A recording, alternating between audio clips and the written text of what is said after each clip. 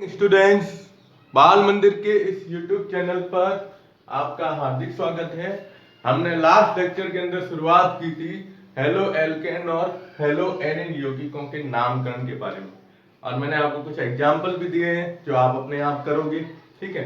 हाँ, एक चीज और, लास्ट लेक्चर में मैंने आपको कहा भी था कि आज जो नेक्स्ट वीडियो होगा उसके अंदर अपन कुछ ऐसे एनसीईआरटी के एग्जाम्पल लेंगे जिसमें कार्बन परमाणु की जो श्रृंखला है उस श्रृंखला के अंदर क्या होता है ना, द्विबंध उपस्थित होता है।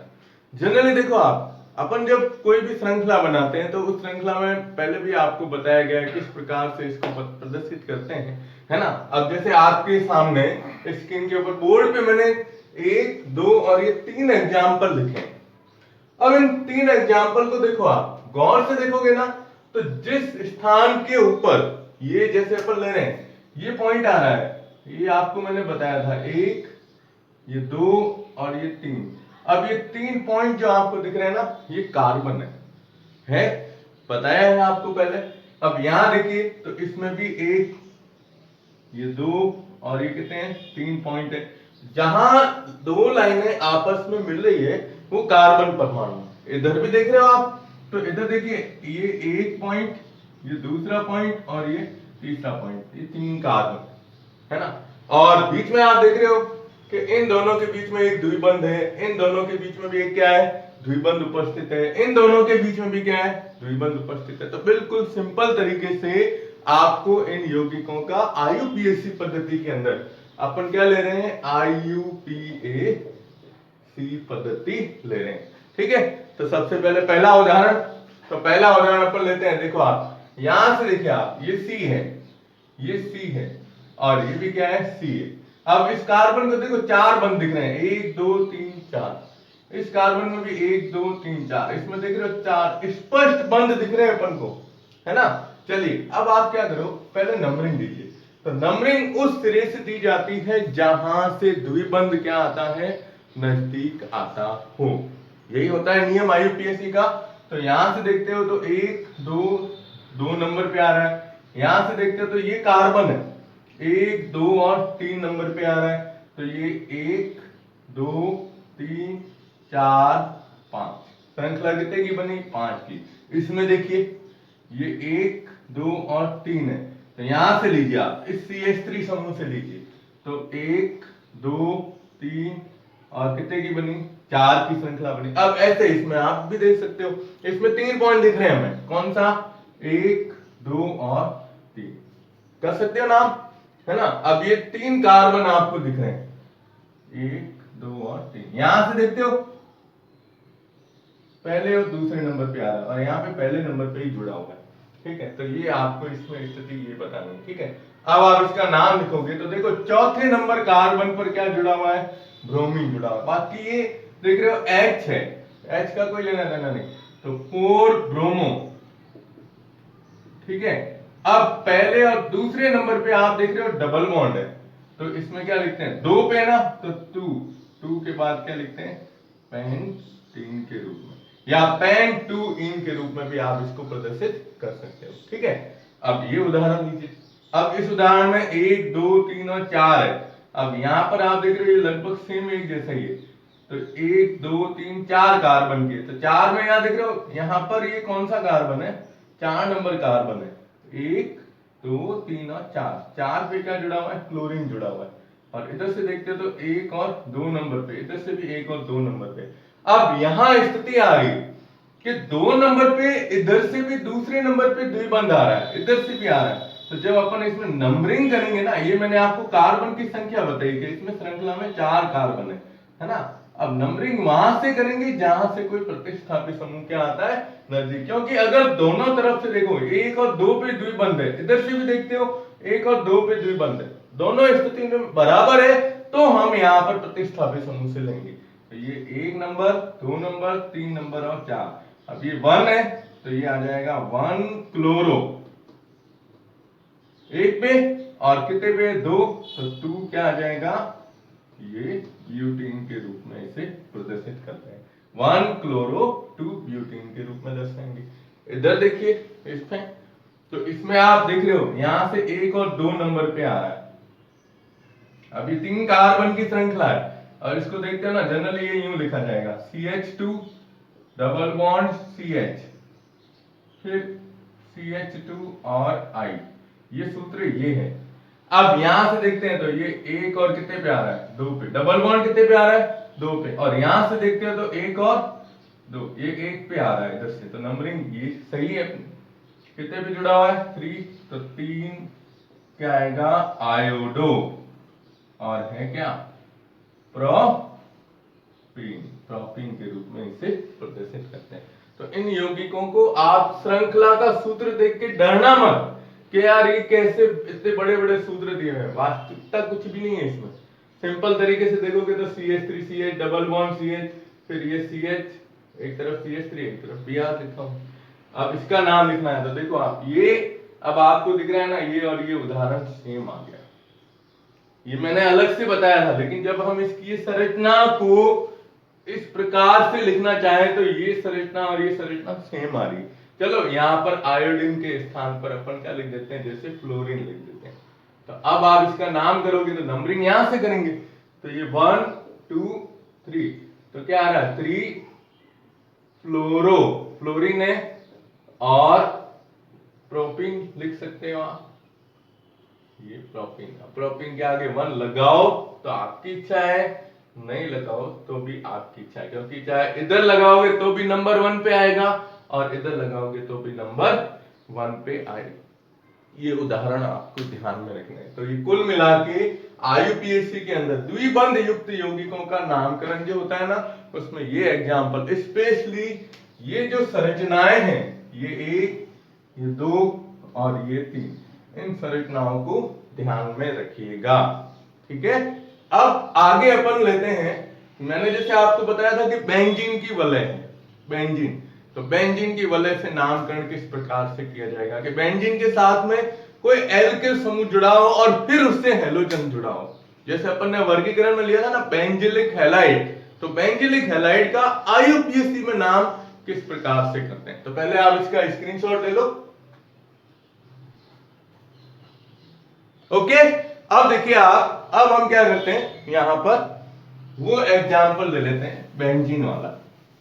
तो बेंजीन वाला जो एग्जाम्पल है, इसे थोड़ा सा ध्यान में रखिएगा कि आपको दे दिया, ये देखिए यहां पर जैसे मैंने ये वलय ली और इस वलय के साथ में इधर जोड़ दिया CH2 और CH। अब ये यौगिक है और इस यौगिक का आपको IUPAC पद्धति में क्या करना है, नाम लिखना है, ठीक है, लिख दोगे। जनरली क्या नाम है इसका, अब ये सामान्य नाम जो अपन बताते हैं, तो सामान्य नाम लिखते हैं बेंजिलिक क्लोराइड।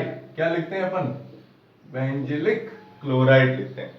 और IUPAC में भी लिखना है, लेकिन इससे पहले एक और नाम ध्यान रखिएगा, इसको बेंजिल क्लोराइड भी कहा जाता है। कुछ बुक्स के अंदर इसको बेंजिल क्लोराइड के रूप में भी प्रदर्शित किया गया है, लेकिन जब हम इसका किसमें लिखेंगे, IUPAC के अंदर नाम लिखेंगे, तब ध्यान रखना है एलिफेटिक कार्बन की श्रृंखला के साथ में जब ये वलय के रूप में जुड़ता है तो इस समूह को, किसको, इसे एक नाम दिया गया है। क्या नाम दिया है, फेनिल, फेनिल के रूप में इसे प्रदर्शित किया जाता है, फेनिल समूह के रूप में। तो जब आप इसका नाम लिखोगे तो देखो कार्बन की श्रृंखला कितनी है, एक ही है। अब फेनिल है जो अपन लिखते हैं PH से, और यहां साथ में जुड़ा हुआ है क्लोरीन।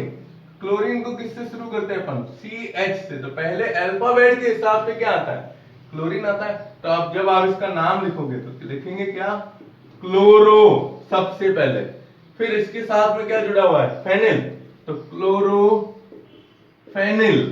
और श्रृंखला कितने कार्बन की है, एक कार्बन की श्रृंखला है, इसलिए इसे किसके रूप में लिखा जाता है, मेथेन के रूप में लिखा जाता है। ये नाम वेरी मोस्ट इंपॉर्टेंट है, आपको पूछ सकते हैं कि बेंजिलिक क्लोराइड का IUPAC पद्धति के अंदर नामकरण कीजिए, ठीक है। तो इसका आप स्क्रीनशॉट ले लो, इसको बहुत इंपॉर्टेंट मान के याद रखना है। अब मैं आपको नेक्स्ट जो अभी बता रहा हूं एग्जांपल, 3-4 एग्जांपल है, उन एग्जाम्पल के पहले मैं सूत्र लिखूंगा, फिर आपको बताऊंगा उनका सामान्य नाम क्या है, और सामान्य नाम के बाद उसका आईयूपीएससी में नाम किस प्रकार से करते हैं। तो आप इसका स्क्रीनशॉट ले लो। अब देखिए आप, अब इसके अंदर मैंने ये कुछ एग्जाम्पल आपके स्क्रीन पर दिख रहे हैं, ये एग्जाम्पल पहले से लिख दिए। अब सबसे मेन चीज क्या आती है इन एग्जाम्पल के अंदर, आप देख रहे हो सामान्य नाम और आईयूपीएससी नाम, दोनों चीजें एक साथ बताइए। अब कुछ नाम मैंने लिख दिए जो थोड़ा जटिल है, इसलिए आपको पहले से ही बता देता हूं। जैसे देखिए यहां पर, अब ये स्थिति देखिए आप, ये वाली, इसको नाम दिया गया क्रोटालिक क्लोराइड। कार्बन कितने इसके अंदर, 4 कार्बन, ठीक है। इसको नाम दिया गया है प्रोपार्जिल क्लोराइड। अब ये आपको थोड़ा सा ध्यान रखना है, आपके लिए ये नया होगा, ये नया होगा, और ये भी थोड़ा नए रूप में प्रदर्शित किया जाएगा, ठीक है। चलिए अब देखिए आप, अब इसके अंदर सबसे पहले जैसे हम पहला समूह लेते हैं, तो पहले समूह में आप देखिए मैंने इसका सामान्य नाम नहीं लिखा है, आप बता सकते हो इसका नाम। ये नाम जो है ना, ये नाम वाइनल समूह के रूप में दिया गया है वर्गीकरण के अंतर्गत, है ना। वाइनल समूह को किस प्रकार से प्रदर्शित करते हैं अपन, तो वाइनल समूह जानते हैं ना कि जब हेलोजन समूह सीधा sp2 संकरित कार्बन से जुड़ा होता है तो उसे वाइनल समूह के रूप में क्या करते हैं, प्रदर्शित करते हैं, है ना। अब इस क्लोरीन को देखो आप, ये इस कार्बन से जुड़ा हुआ है, संकरण क्या है इसका, sp2। तो हम इसका नाम लिखेंगे ना, तो इसका नाम क्या लिखते हैं, वाइनिलिक। चलो इसको ब्लैक मार्कर से ही बता देता हूं, इसको कहते हैं वाइनिलिक क्लोराइड, वाइनिलिक क्लोराइड, या इसे प्रदर्शित किया जाएगा वाइनिल क्लोराइड के रूप में।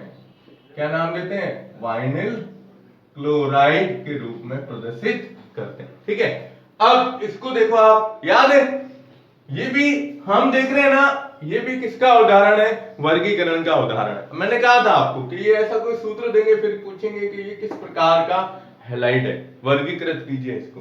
तो वर्गीकृत के अंदर इसको देखो यार, ये हैलोजन इस कार्बन से जुड़ा हुआ है, और इस कार्बन का संकरण क्या है, देखो ये आगे सिंगल बॉन्ड से जुड़ा हुआ है ना, तो ये है sp3 संकरित कार्बन, और sp3 आगे जुड़ा हुआ है श्रृंखला में किससे, sp2 से। तो एक वर्गीकरण में आया था, आपने देखा था कि जब हेलोजन समूह उस कार्बन परमाणु से जुड़ा हो जिसका संकरण क्या हो, जिसका संकरण sp3 है, और वह आगे श्रृंखला में सीधा sp2 संकरित कार्बन से जुड़ा होता है, तो इस प्रकार के यौगिक को क्या नाम देते हैं, एलिलिक हैलाइड के रूप में प्रदर्शित किया जाता है। तो जब आप इसका नाम लिखोगे तो हैलाइड के अंदर ब्रोमीन है, इसलिए इसका नाम आ जाएगा एलिलिक, क्या नाम देते हैं, ब्रोमाइड के रूप में प्रदर्शित किया जाएगा, एलिलिक ब्रोमाइड के रूप में इसे दर्शाते हैं, ठीक है। चलिए अब ये एक उदाहरण नाम आपको बता दिया, प्रोपार्जिल ब्रोमाइड, ये एक नया नाम है, ठीक है। अब इसको देखो, इसके अंदर कार्बन 2 है ना, तो ये जनरली इसका नाम ध्यान है आपको, एसिटिलीन, एसिटिलीन के रूप में इसे प्रदर्शित किया जाता है ना। अब एसिटिलीन के साथ में एक H हटाकर और उसके स्थान पर अपन ने क्या जोड़ दिया है, क्लोरीन जोड़ दिया है। तो जैसे वाइनिल से बनता है वाइनिलिक, तो एसिटिलीन से बनेगा एसिटिनिलिक के रूप में भी इसे प्रदर्शित किया जा सकता है। तो आप इसको जनरली या तो क्लोरो एसिटिलीन के नाम से जान लो या एसिटिनिलिक क्लोराइड के रूप में। तो अपन इसको सिंपल नाम लेते हैं क्लोरो एसिटिलीन, एसिटिलीन के साथ में जुड़ा हुआ है इसलिए, या इसको क्या लिखेंगे, एसिटिनिलिक क्लोराइड के रूप में भी इसको क्या कर सकते हो, प्रदर्शित कर सकते हो। ये थोड़ा सा इनके सामान्य नाम ध्यान रखने हैं। अब हम लेते हैं इसके आईयूपीएससी पद्धति में नाम, देख लो पहला। अब पहले के अंदर कार्बन की श्रृंखला 2 की है, और 2 की श्रृंखला में आप जानते डबल बॉन्ड लिखा हुआ है, तो एथीन है, है ना, और साथ में क्या जुड़ा हुआ है, क्लोरीन। अब ये वन ही लिखो नहीं लिखो कोई दिक्कत नहीं आएगी, तो इसको लिखते हैं क्लोरोएथीन के रूप में। क्या लिखते हैं, क्लोरोएथीन। चलो आप कंफ्यूज नहीं हो इसलिए आगे मन लगा देते हैं, ये 1 2, ठीक है। अब इसमें देखिए इसका नाम, इसके नाम में डबल बॉन्ड देखना है। डबल बॉन्ड की स्थिति कहां से नजदीक आ रही है, यहां से देखते हो तो 1 2 और 3 मतलब ये 1 और 2 नंबर पे आ रहा है, और इधर से देखते हैं तो 1 नंबर पे आ रहा है, तो 1 2 और 3। अब 3 पे जुड़ा हुआ है ब्रोमीन, तो इसको क्या लिखेंगे, 3 ब्रोमो, और आगे क्या लिखा जाएगा, प्रोपीन। प्रोप 1 इन भी लिख सकते हो या 1 प्रोपीन के रूप में भी दर्शा सकते हो। अब इसका नाम लिखना है, तो यहां से देखिए 1 और 2 पे आ रहा है डबल बॉन्ड, इधर से चलते हो तो 1 और 2 पे, दोनों तरफ स्थिति में अगर समान स्थिति पर अगर हैलोजन द्विबंध जुड़ा हुआ है, तब आप प्रतिस्थापित समूह को पकड़िए। अब प्रतिस्थापित समूह यहां से नजदीक आ रहा है, तो 1 2 3 और 4, 1 क्लोरो और 2 क्या आ जाएगा, ब्यूटीन। तो ये 1 क्लोरो और 2 ब्यूटीन के रूप में इसे प्रदर्शित किया जाएगा। अब इसका नाम लिख सकते हो, इसका नाम अभी आया था इससे पहले, लेकिन यहाँ ट्रिपल बॉन्ड आ गया है, तो ट्रिपल बॉन्ड है तो देखो 1 2 और 3 पे पहले नंबर पे जुड़ा हुआ है, तो 3 ब्रोमो और 1 क्या आ जाएगा, प्रोपाइन। नाम क्या आ जाएगा, प्रोपाइन के रूप में इसे प्रदर्शित करते हैं, ठीक है। और लास्ट है इसका क्लोरोएसिटिलीन का नाम लिखना है आईयूपीएससी में, तो क्या लिखेंगे, क्लोरोएथाइन। जैसे ये क्लोरोएथीन था, ये क्लोरोएथाइन है, इसमें कार्बन का संकरण क्या है, sp, क्योंकि ट्रिपल बॉन्ड से जुड़ा हुआ है, तो इसको लिखेंगे क्लोरोएथाइन। क्या लिखेंगे, क्लोरोएथाइन के रूप में लिखा जाएगा, ठीक है। तो ये कुछ अलग एग्जाम्पल है जो आपको ध्यान में रखने हैं कि भाई अगर मान लो आपको ये नाम दे दे, इनमें से पूछे कि इसका सूत्र लिखते हुए आईयूपीएससी पद्धति के अंदर नामकरण कीजिए, तो इसको नोट कर दीजिएगा, वेरी मोस्ट इंपॉर्टेंट पॉइंट है, स्क्रीनशॉट ले लो इसका, ओके। तो अब इसके बाद देखिए ये तो हो गए आईयूपीएससी के हिसाब से। अब कुछ एग्जाम्पल आपकी किताब के अंदर दिए हुए हैं, तो उस एग्जाम्पल को देखो। जनरली क्या होता है, जैसे आप मैथ्स के स्टूडेंट हो तो जितने ज्यादा सवाल मिलाते हो उतनी आपकी चीज क्लियर होती है, वैसे ही केमिस्ट्री के अंदर ये जो ऑर्गेनिक केमिस्ट्री का पोर्शन है ना, इसमें नामकरण हो, चाहे रासायनिक अभिक्रियाएं हो, चाहे यौगिकों के बनाने की विधियां हो, चाहे उनके रासायनिक गुणधर्म हो, अभिक्रियाओं को जितनी बार अपने हाथ से कॉपी के अंदर, चाहे रफ कॉपी हो, उसमें लगातार नोट करते जाओगे ना, जितनी बार लिखोगे वो चीज उतनी सरल याद रहती है, ठीक है। तो पहले इसका स्क्रीनशॉट ले लिया आपने। अब हम लेते हैं इसमें एक छोटा सा पॉइंट है, वो है CX बंध की प्रकृति को किस प्रकार से प्रदर्शित किया जाता है, ठीक है। तो देखिए आप CX बंध की प्रकृति, अब ये एक बिल्कुल सिंपल सा है, याद रखना है आपको इसके अंदर।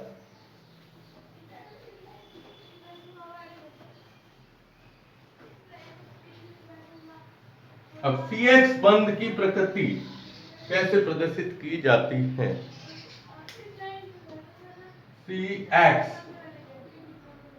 बंध की प्रकृति, आपको मैंने 11th क्लास के अंदर अपन ने एक चैप्टर पढ़ा था, याद हो तो 5वां पार्ट था ना, द्रव्य की अवस्था, उसमें और एक चीज और आई थी 11वीं ऑर्गेनिक का एक आया था, प्रेरणिक प्रभाव वगैरह आए थे, कुछ प्रभाव अपन ने पढ़े थे।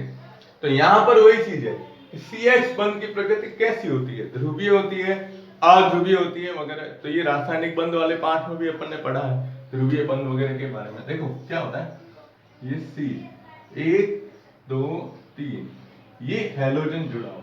आपको पता है कार्बन, हैलोजन में क्या होता है, इस कार्बन का संकरण क्या होता है, sp3 होता है, जो कि सिंगल बॉन्ड से जुड़ा हुआ है। अब हैलोजन की जब बात की जाती है तो आप जानते हो हैलोजन समूह ऐसा होता है, हैलोजन की अगर विद्युत ऋणता की बात करते हैं तो हैलोजन ऋणात्मक है। क्यों, क्योंकि हैलोजन की प्रकृति होती है इलेक्ट्रॉन को अपनी तरफ आकर्षित करने की। ठीक है, तो ये बंध की जो प्रकृति है ना, वो विद्युत ऋणता के आधार पर निर्भर करती है। किसके ऊपर निर्भर करती है? विद्युत ऋणता पर निर्भर करेगी, किस प्रकार से इसे प्रदर्शित किया जाएगा। तो विद्युत ऋणता के ऊपर प्रदर्शित करने का तरीका ये होगा कि देखो आप, इसकी विद्युत ऋणता क्या है? ज्यादा है। विद्युत ऋणता क्या है? इसकी अधिक है। किसकी? हैलोजन की। और विद्युत ऋणता की परिभाषा भी यही थी, याद है ना? विद्युत ऋणता किसे कहते हैं? कि एक उदासीन परमाणु के द्वारा एक साथ एक इलेक्ट्रॉन युग्म को अपनी तरफ आकर्षित करने की जो प्रवृत्ति होती है, उसे विद्युत ऋणता के रूप में प्रदर्शित करते हैं। ठीक है, तो अब ये क्या करेगा कि जो ये बंध है, इस बंध के इलेक्ट्रॉन को अपनी तरफ क्या करता है?